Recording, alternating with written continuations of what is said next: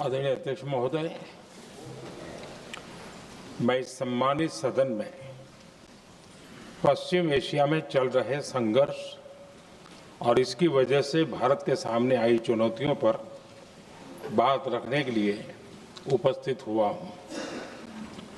इस समय पश्चिमी एशिया की हालत चिंताजनक है। बीते 2-3 हफ्तों में जयशंकर जी ने और हरदीप पुरी जी ने इस विषय पर सदन को जरूरी जानकारी दी है। अब इस संकट को 3 सप्ताह से ज्यादा हो रहा है। इसका पूरे विश्व की अर्थव्यवस्था पर, लोगों के जीवन पर बहुत ही विपरीत असर हो रहा है। इसलिए पूरी दुनिया इस संकट के जल्द से जल्द समाधान के लिए सभी पक्षों से आग्रह भी कर रही है। अध्यक्ष महोदय, भारत के सामने भी इस युद्ध ने अप्रत्याशित चुनौतियां खड़ी कर दी हैं। ये चुनौतियां आर्थिक भी हैं, नेशनल सिक्योरिटी से जुड़ी भी हैं और मानवीय भी हैं। युद्धरत और युद्ध से प्रभावित देशों के साथ भारत के व्यापक व्यापारिक रिश्ते हैं। जिस क्षेत्र में युद्ध हो रहा है वो दुनिया के दूसरे देशों के साथ हमारे व्यापार का भी एक महत्वपूर्ण रास्ता है। विशेष रूप से कच्चे तेल और गैस की हमारी जरूरतों का एक बड़ा हिस्सा यही क्षेत्र पूरा करता है। हमारे लिए ये रीजन एक और कारण से भी अहम है। लगभग 1 करोड़ भारतीय खाड़ी देशों में रहते हैं और वहां काम करते हैं। वहां समंदर में जो कमर्शियल शिप चलते हैं उनमें भारतीय क्रू मेंबर्स की संख्या भी बहुत अधिक है। ऐसे अलग अलग कारणों के चलते भारत की चिंताएं स्वाभाविक रूप से अधिक है। इसलिए ये आवश्यक है कि भारत की संसद से इस संकट को लेकर एक मत और एकजुट आवाज दुनिया में जाए।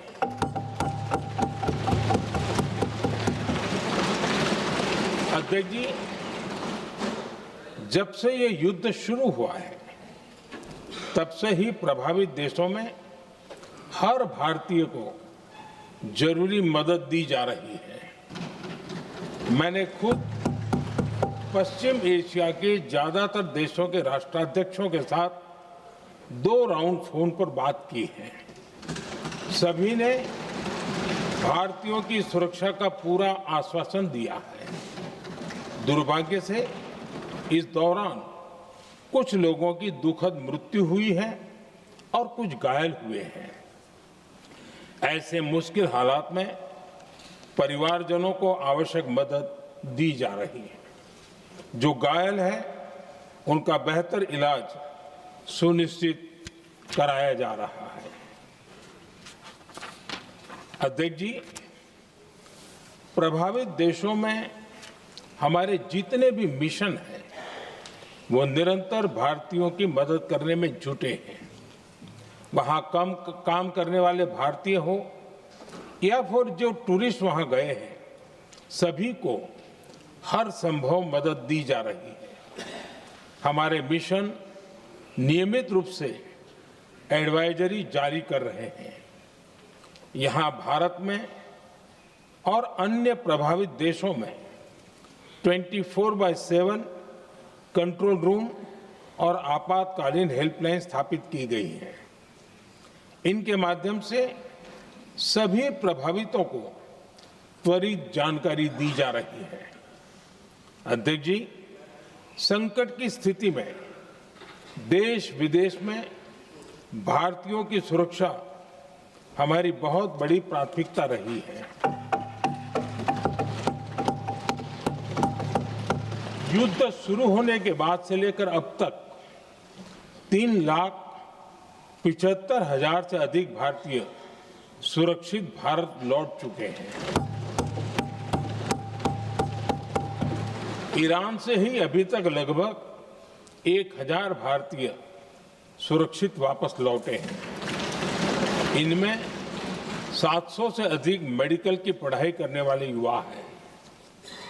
खाड़ी देशों में भारतीय स्कूलों में हजारों विद्यार्थी पढ़ते हैं।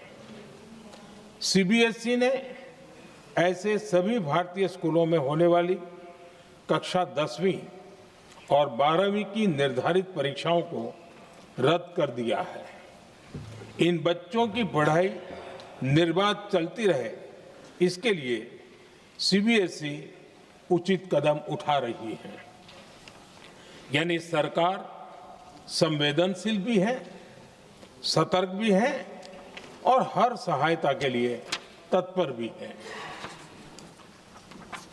माननीय अध्यक्ष जी, भारत में बड़ी मात्रा में कच्चा तेल, गैस और फर्टिलाइजर जैसी अनेक जरूरी चीजें हॉर्मुज स्ट्रेट के रास्ते से आती हैं। युद्ध के बाद से ही हॉर्मुज स्ट्रेट में जहाजों का आना जाना बहुत चुनौतीपूर्ण हो गया है। बावजूद इसके हमारी सरकार का ये प्रयास रहा है कि पेट्रोल, डीजल और गैस की सप्लाई बहुत ज्यादा प्रभावित न हो। देश के सामान्य परिवारों को परेशानी भी कम से कम हो, इस पर हमारा फोकस रहा है। हम सभी जानते हैं, देश अपनी जरूरत की 60% एलपीजी आयात करता है।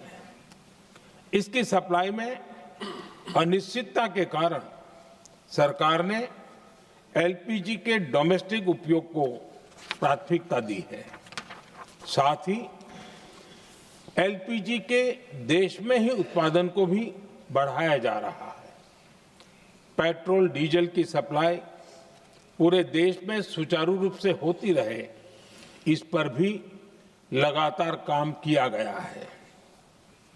अध्यक्ष जी, आज की इन परिस्थितियों में एनर्जी सिक्योरिटी को लेकर बीते एक दशक में उठाए गए कदम और भी प्रासंगिक हो गए हैं।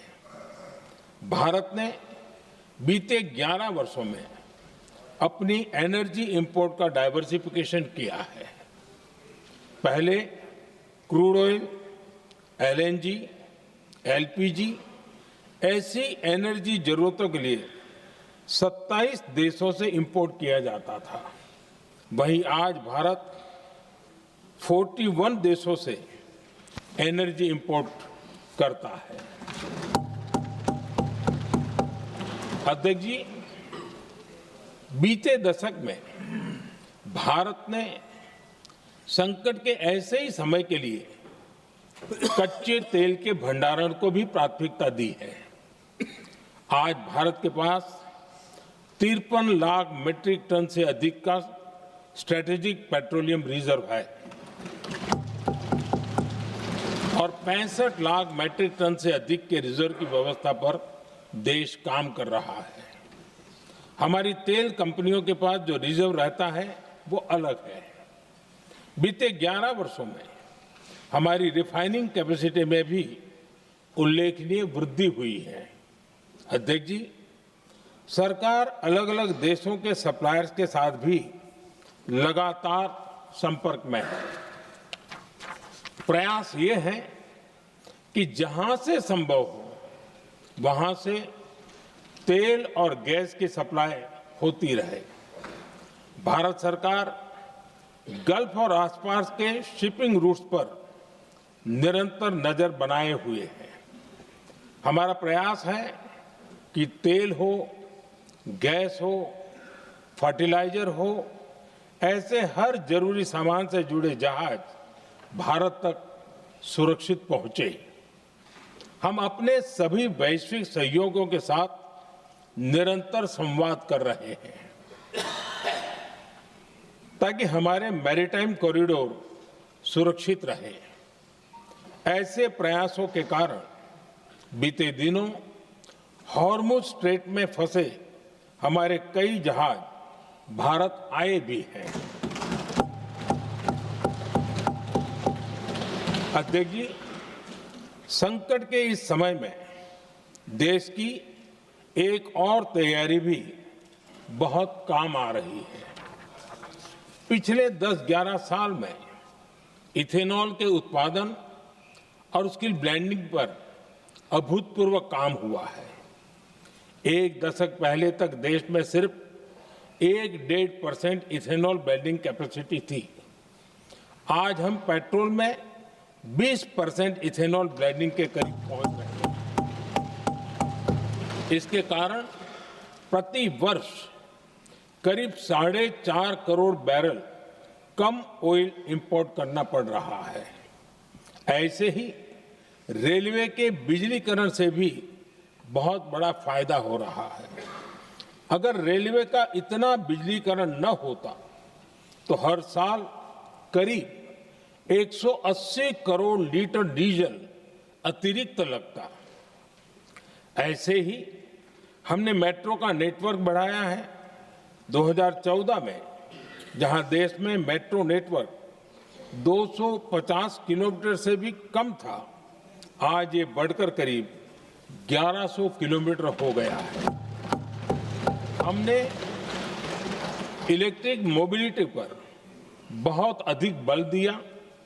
केंद्र सरकार ने राज्यों को 15,000 इलेक्ट्रिक बसें चलाने के लिए दी हैं।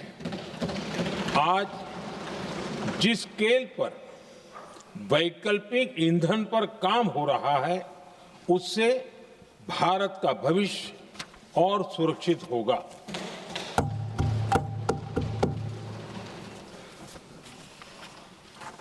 आदरणीय अध्यक्ष जी, हम जानते हैं कि एनर्जी आज इकोनॉमी की रीढ़ है और ग्लोबल एनर्जी नीड्स को पूरा करने वाला एक बड़ा सोर्स वेस्ट एशिया है। स्वाभाविक है कि दुनिया भर की अर्थव्यवस्था वर्तमान संकट से प्रभावित हो रही है और भारत पर इसका कम से कम दुष्प्रभाव हो, इसके लिए निरंतर प्रयास किए जा रहे हैं। सरकार इसके शॉर्ट टर्म, मीडियम टर्म और लॉन्ग टर्म ऐसे हर असर के लिए एक रणनीति के साथ काम कर रही है। आज भारत की इकोनॉमी के फंडामेंटल्स मजबूत है। इससे भी देश को बहुत मदद मिली है। हम हर सेक्टर के स्टेक होल्डर्स के साथ चर्चा कर रहे हैं। जहां भी जरूरत है उस सेक्टर को आवश्यक सपोर्ट दिया जा रहा है। भारत सरकार ने एक इंटर मिनिस्ट्रियल ग्रुप भी बनाया है। ये ग्रुप हर रोज मिलता है और हमारे इंपोर्ट एक्सपोर्ट में आने वाली हर दिक्कत का आकलन करता है और ये ग्रुप आवश्यक समाधान पर भी निरंतर काम करता है। मुझे पूरा भरोसा है कि सरकार और इंडस्ट्री के साझा प्रयासों से हम परिस्थितियों का बेहतर सामना कर पाएंगे। माननीय अध्यक्ष जी, एक बड़ा सवाल ये है कि युद्ध का खेती पर क्या प्रभाव होगा। देश के किसानों ने हमारे अन्न के भंडार भर रखे हैं, इसलिए भारत के पास पर्याप्त खाद्यान्न है। हमारा ये भी प्रयास है कि खरीफ सीजन की ठीक से बुआई हो सके। सरकार ने बीते सालों में आपात स्थिति से निपटने के लिए खाद की पर्याप्त व्यवस्था भी की है। अतीत में भी हमारी सरकार ने दुनिया के संकटों का बोझ किसानों पर नहीं पड़ने दिया था। कोरोना और उस समय के युद्धों के दौरान उस समय भी ग्लोबल सप्लाई चेन में डिस्ट्रप्शन आ गई थी। दुनिया के बाजार में यूरिया की एक बोरी 3,000 रुपये तक पहुंच गई, लेकिन भारत के किसानों को वही बोरी 300 रुपये से भी कम कीमत में उपलब्ध कराई गई। अध्यक्ष जी, देश के किसानों को इस प्रकार के संकटों से बचाने के लिए भी बीते वर्षों में अनेक कदम उठाए गए हैं। पिछले एक दशक में देश में 6 यूरिया प्लांट शुरू किए गए हैं। इससे सालाना 76 लाख मैट्रिक टन से अधिक की यूरिया प्रोडक्शन कैपेसिटी जुड़ी है। इस दौरान डीएपी और एनपीकेएस जैसी खाद का घरेलू उत्पादन भी करीब 50 लाख मैट्रिक टन बढ़ाया गया है। इतना ही नहीं, तेल और गैस की तरह खाद के आयात को भी डाइवर्सिफाई किया गया है। ऐसे ही डीएपी और एनपीके के आयात के लिए भी हमने अपने विकल्पों को विस्तार किया है। अध्यक्ष जी, सरकार ने देश के किसानों को made in India nano urea का विकल्प भी दिया है। सरकार किसानों को प्राकृतिक खेती के लिए भी प्रोत्साहित कर रही है। पीएम कुसुम योजना के तहत किसानों को 22 लाख से ज्यादा सोलर पंप दिए गए हैं। इससे भी डीजल पर उनकी निर्भरता कम हुई है। मैं सदन के माध्यम से देश के किसानों को विश्वास दिलाता हूं कि सरकार किसानों की हर संभव मदद करती रहेगी। आदरणीय अध्यक्ष जी, युद्ध का एक बहुत बड़ा चैलेंज ये भी है कि भारत में गर्मी का मौसम शुरू हो रहा है। आने वाले समय में बढ़ती गर्मी के साथ बिजली की डिमांड बढ़ती जाएगी। फिलहाल देश के सभी पावर प्लांट्स के पर्याप्त कोल स्टॉक्स उपलब्ध है। भारत ने लगातार दूसरे साल 100 करोड़ टन कोयला उत्पादन करने का रिकॉर्ड बनाया है। पावर जनरेशन से लेकर पावर सप्लाई तक के हमारे सभी सिस्टम की निरंतर मॉनिटरिंग भी की जा रही है और सरकार की तैयारियां उसको रिन्यूएबल एनर्जी से भी मदद मिली है। बीते दशक में रिन्यूएबल एनर्जी की तरफ देश ने बड़े कदम उठाए हैं।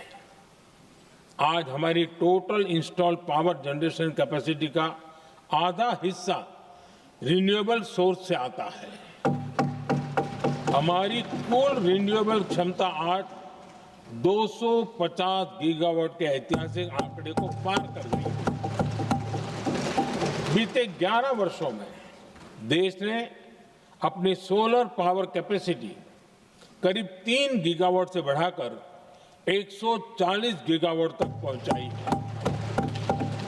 बीते वर्षों में देश में करीब 40 लाख रूफटॉप सोलर लगे हैं। इसमें पीएम सूर्यघर मुफ्त बिजली योजना से भी लोगों को काफी मदद मिली है। गोवर्धन योजना के तहत देश में आज 200 कॉम्प्रेस्ड बायोगैस प्लांट भी काम करना शुरू कर चुके हैं। ये सारे प्रयास आज देश के बहुत काम आ रहे हैं। सरकार ने भविष्य की तैयारी और बढ़ाते हुए शांति एक्ट माध्यम से देश में न्यूक्लियर एनर्जी के उत्पादन को भी प्रोत्साहित किया है। कुछ ही दिन पहले small hydro power development scheme को भी हरी झंडी दी गई है, जिससे अगले 5 वर्षों में 1500 मेगावाट नई हाइड्रो पावर कैपेसिटी जोड़ी जाएगी। आदरणीय अध्यक्ष जी, जहां तक डिप्लोमेसी की बात है, भारत की भूमिका स्पष्ट है। शुरुआत से ही हमने इस संघर्ष को लेकर अपनी गहरी चिंता व्यक्त की है। मैंने स्वयं भी पश्चिम एशिया की सभी संबंधित नेताओं से बातचीत की है। मैंने सभी से तनाव को कम करने और इस संघर्ष को खत्म करने का आग्रह किया है। भारत ने नागरिकों, एनर्जी और ट्रांसपोर्ट से जुड़े इंफ्रास्ट्रक्चर पर हमलों का विरोध किया है। कमर्शियल जहाजों पर हमला और हॉर्मुज स्ट्रेट जैसे अंतर्राष्ट्रीय जलमार्ग में रुकावट अस्वीकार्य है। भारत डिप्लोमेसी के जरिए युद्ध के इस माहौल में भी भारतीय जहाजों के सुरक्षित आवागमन के लिए निरंतर प्रयास कर रहा है। अध्यक्ष महोदय, भारत हमेशा से ही मानवता के हित में और शांति के पक्ष में अपनी आवाज उठाता रहा है। मैं फिर कहूंगा कि बातचीत और कूटनीति ही इस समस्या का समाधान है।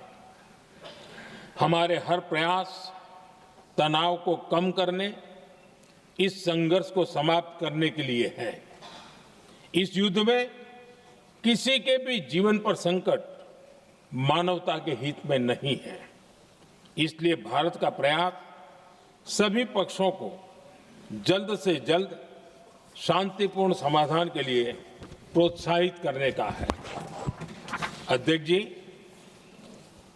जब ऐसे संकट आते हैं तो कुछ तत्व इसका गलत फायदा उठाने की कोशिश भी करते हैं।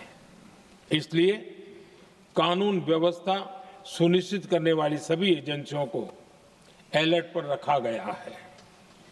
कोस्टल सिक्योरिटी हो, बॉर्डर सिक्योरिटी हो, साइबर सिक्योरिटी हो, स्ट्रेटेजिक इंस्टॉलेशंस हो, सबकी सुरक्षा को और मजबूत किया जा रहा है। अध्यक्ष जी, इस युद्ध के कारण दुनिया में जो कठिन हालात बने हैं, उनका प्रभाव लंबे समय तक बने रहने की आशंका है।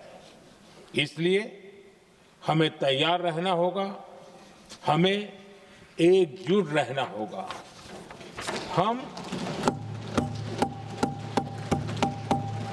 हम कोरोना के समय भी एकजुटता से ऐसी चुनौतियों का सामना कर चुके हैं। अब हमें फिर से उसी तरह तैयार रहने की आवश्यकता है। धीरज के साथ, संयम के साथ, शांत मन से हमें हर चुनौती का मुकाबला करना है और यही हमारी पहचान है, यही हमारी ताकत है। और हां, हमें बहुत सावधान और सतर्क भी रहना है। हालात का फायदा उठाने वाले झूठ फैलाने का प्रयास करेंगे, ऐसे लोगों की कोशिशों को सफल नहीं होने देना है। मैं देश की सभी राज्य सरकारों से भी इस सदन के माध्यम से आग्रह करूंगा, ऐसे समय में कालाबाजारी करने वाले, जमाखोरी करने वाले एक्टिव हो जाते हैं। इसके लिए कड़ी मॉनिटरिंग जरूरी है। जहां से भी ऐसी शिकायतें आती हैं, वहां त्वरित कार्रवाई होनी चाहिए। देश की हर सरकार और देश का हर नागरिक जब मिलकर चलेंगे तो हम हर चुनौती को चुनौती दे सकते हैं। इसी आग्रह के साथ मैं अपना वक्तव्य समाप्त करता हूं। बहुत बहुत धन्यवाद।